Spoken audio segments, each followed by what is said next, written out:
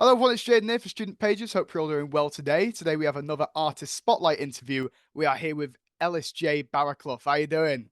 I'm very good, thank you. Excellent. So yeah, I suppose to start us off, how did you break into this world? What was your first exposure to music? First exposure to music was from being a really wee lad, I suppose, and like sort of being at boxing days and parties with my family and stuff like that, where everyone in my family plays some music, if you know what I mean.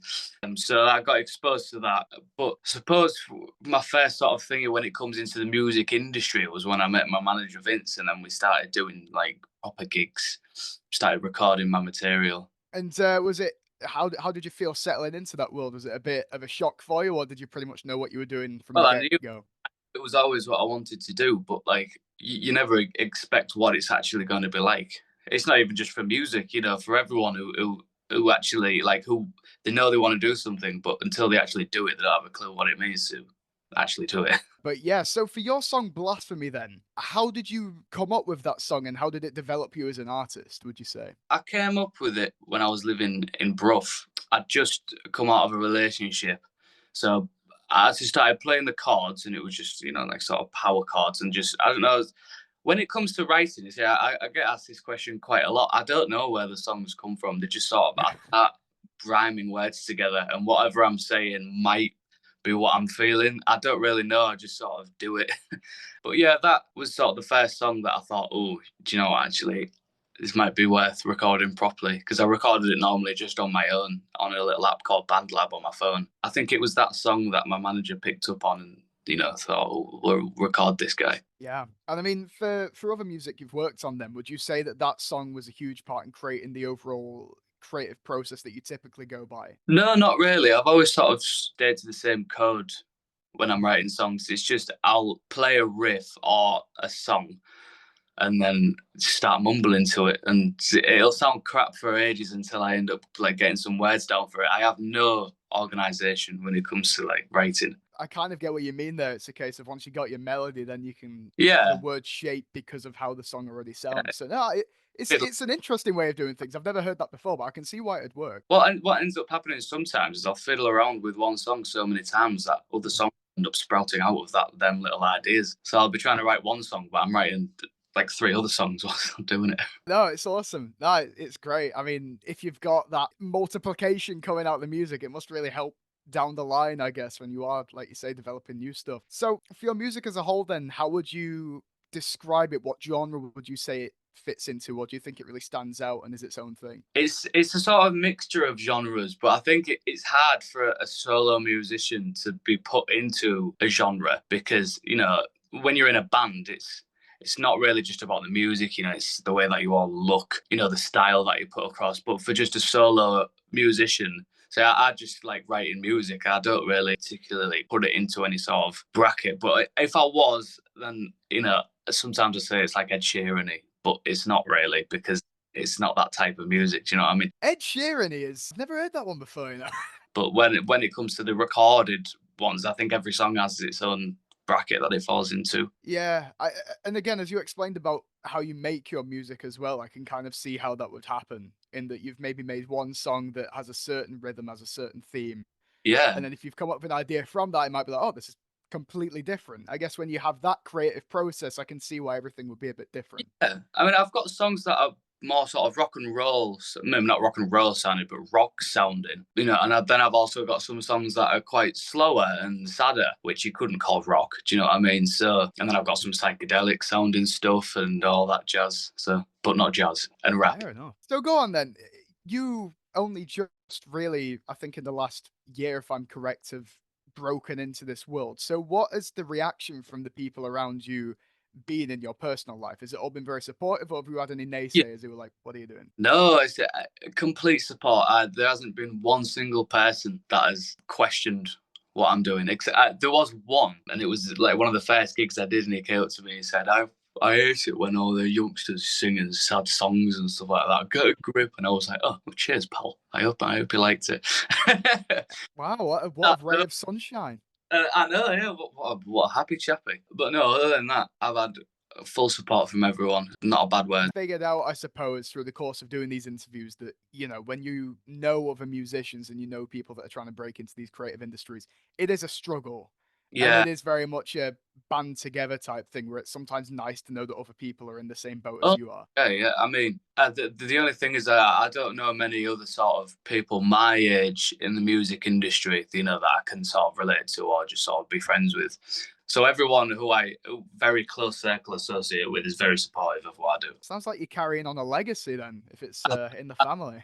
that's the way that I would like to put it in my head. If I ever think, what am I doing this for? The legacy. Yeah, no, absolutely. You gotta continue what's been put before you. I don't know if you've faced any of this yet, but we do like to touch on online presence. So I think the first question I've got regarding that is when you've been trying to promote your music, have you faced any of these troll comments or awful stuff online? Do you know, it's a good question, and I wouldn't say I've been trolled or like there's no one who's intentionally put anything nasty except for people. I had one comment where I just shaved my beard, and normally I can grow out a beard enough to sort of make it visible.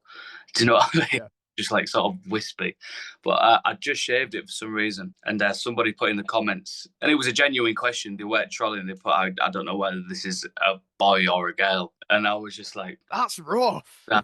That's rough. Well, it makes it even worse that it wasn't trying to annoy me; it was being serious. I'm like, right. I mean, how do you face stuff like that? Are you all right with it, or did it sting a bit? I mean, I think in the day and age that you're in now, I think you'd be a monster for getting offended of being accused to look like the other side. But it did annoy me a little bit because it's like, well, I'm not a woman. Yeah, you're not trying to pull that off, so it's like, well, I mean, that was a while ago, and I shaved my beard again recently. And I think when you're sort of on stage and you're sort of like in a bit of a spotlight, people have more of an opinion on your appearance than you would do if you weren't in that spotlight. I was going for the John Lennon look as well, but I was more compared I towards. see it, I see it a bit.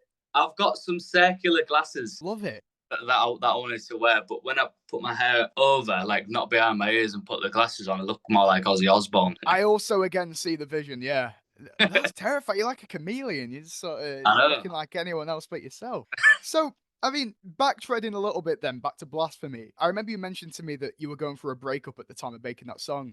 Would you say that for your music, you usually use real life experiences to shape it, or is it not like that for you? Well, first album, which by the way, I'm recording 3 albums, and once we've got all of them done, then we're going to decide which songs go in which album. So it's not going to be like an era album, if you know what I mean. It's going to be all mix and match. But the first set of 12 songs that I've recorded, you can definitely tell that it was all sort of emotionally charged, if you know what I mean. So I Yeah. think early days of writing, I used a lot of like, sort of being in love and then falling out of love as a basis to write songs with. But then as I sort of got over that and got over myself a little bit, I started writing about other things that you just wouldn't sort of, that aren't so emotionally charged, if you know what I mean. Like kind of like how John Lennon sort of like in Eye on the Walrus sort of gibberish lyrics, if you know what I mean, but still trying to make sense, trying to make a point. So actually, what you end up with is just whatever makes its way out. It's not necessarily charged by anything. Unless something happens and I'm in a particular sort of mood where I want to write it to sort of clear my head about it. But there are other things as well, like writing a song about time and about Mm. dragonflies, so like that. But it's like find a really random thing where you wouldn't think that you could write a whole song about, and you'd be surprised how much you can actually say about that one particular thing. Very good point, actually. I hadn't really considered that. Again, suppose treading back to what I was saying about social media earlier, I'm curious as to what your presence is on social media and how important you deem it for people going into music industries and creative industries. Because I Yeah. think there's a lot of pressure to have a presence, and I'm curious as to your experience. The thing is, I've never been. I spend a lot of time on social media, more time than I want to. It's where you get that brain rot. But I am really bad at sort of being on social media, if you know what I mean. I don't Mhm. have a natural sort of knack for wanting to promote myself all the time and share it. But I know how important it is to do, because I think with the way that the music industry is now, you need to already half the people that sort of made their money and fame from where they are is because of social media and nothing else. Most people get recognized through social media more than the music. Something that I've never been the best at, but I'm always, constantly trying to sort of be better at. I do use it a lot, and there's a lot of promotional stuff on there. But yeah, it's just getting into the sort of, it's finding a knack for it. That's the most important, Yeah. where it comes as naturally as you would write your songs. It's rare I find a social media activist, I suppose. It's like this is usually the case where people say, I can acknowledge that it's a great tool, but I hate it. It's Yeah, hard to know what I'm doing. It's like, yeah. well, aren't we all? We're all trying to find our way through that weird world. I don't know. I think it's because of how the music industry used to be. I think there's a sort of thing where it's like, I just wish it was like that, where you didn't have to really sort of put your own self in the spotlight by yourself all the time, just Mm, friendly. Do you know what I mean? But then I suppose when you think about it, that's just what music is. It's just true. sort of promote yourself doing it. With us being student pages, then we obviously love to give students advice for whatever aspects of a career they want to go into. So, for people that want to get into music, students specifically, what advice would you give them for how to get started? Stick with your guns, I suppose, and don't be afraid to make any leaps that might have a risk with them. I spent a year in my sixth form doing subjects that I really didn't like to do, but I always knew that I wanted to do music. I just never put the pieces together that I could go get either an education and then leave with, something in music. So I just said, screw it, and went and did a music degree, and it was the best thing I ever done. Just believe in yourself and stick true to your own goals of what you want to do, and don't get thinking about what other people have to say about it. Yeah, no, absolutely. That has been the general consensus, just to keep Yeah, going.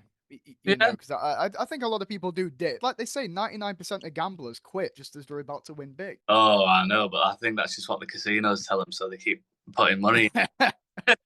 I'm joking. I'm being hyperbolic, obviously, but no, I I, suppose with music that does tend to be the case. It's like the minute you stop going, someone else will get your place, and then yeah, and you know what? As well, it's like you could be doing something else entirely. Like, despite what I'm doing now, I'm putting all of my effort into my music, but that doesn't mean that if you were putting all of your effort in, you weren't any less of a musician yourself. You could be working a 9 to 5, but if you still have the passion for writing, not even writing, just playing and singing, then that's the best thing about music, is that it doesn't have to be for anyone else other than yourself. yeah, no, no, absolutely, you're totally right there. So let's go with a huge question to end things off. Then this is a very open-ended one. What would you say has been your biggest challenge so far while making music and putting your name out there? Getting over the fact, okay, so I suppose it would be getting over the feeling that people might sort of read too much into me as a person through my lyrics. Because there's so many times Mm, where I've written something and then thought, oh, I don't really want to say that because I'm revealing too much about me. So you sort of had to get over the fact that people might not have to make that link towards the lyrics and me, and it shouldn't stop me from saying what I want to say just because I get anxious about what people might think about me. mm. No, I imagine that must be terrifying, actually. Again, it's another thing I'd never really considered is that music generally is a very honest thing. Yeah, If you're not saying anything with your music, you're not really yeah. making music. I feel like the Well, best music does have a message or something, and it comes as from somewhere with that everyone. best thing as well is that important lyrics are when you really give a part of yourself and put it into that song. So the biggest worry for me was I didn't want to give anything of myself away, but then I realized that's stupid because then you're not really saying anything, and people won't be able to relate to you if you're not saying anything. Yeah, and it'd feel a bit empty, I guess. Yeah, Very interesting. No, excellent answer. No, totally with you there. So that is pretty much all we've got for you. Thank you for talking so much with us about everything that you do. It's been absolutely wonderful. Where can people follow you and what are you working on at the minute? on every social media platform, basically Facebook, TikTok, Instagram, Ellis J Barraclough official. Even has a blue tick on it, which is mental. Very nice. Very snazzy. It's crazy. I still can't believe it. And at the minute, I'm working on finishing my third album, and we're sort of figuring out what single to put out next. But Blasphemy is the one you should listen to if you haven't already listened to it. Well, thank you ever so much for speaking with us, Alice. It's been absolutely fantastic and best of luck with everything you do in the future. Thank you. It's been a pleasure.